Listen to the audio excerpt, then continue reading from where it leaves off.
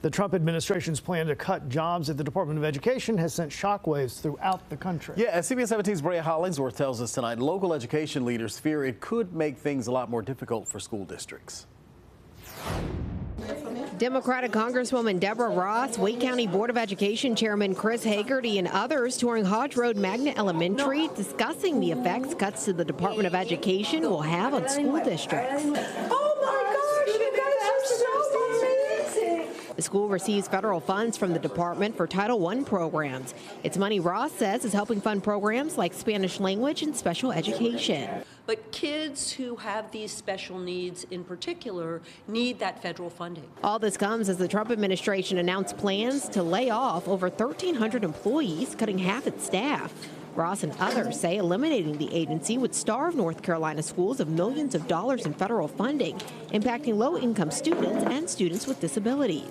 All of these programs are made possible in Wake County by support of our federal government. And to say, for example, well, we can just cut these programs, eliminate the Department of Education, and the states can take care of that. We don't get enough money from the state to fund these programs. President Trump has previously said the cuts are part of a larger plan to shut down the agency and give more control to the states, something Ross doesn't agree with. I'm very suspicious of giving the money to the states because the state of North Carolina, the legislature has just decided to give a whole bunch of public school money for private school vouchers that now go to affluent families. And so I don't necessarily want to take federal money that goes directly to schools and give it to our North Carolina General Assembly right now. I don't trust them.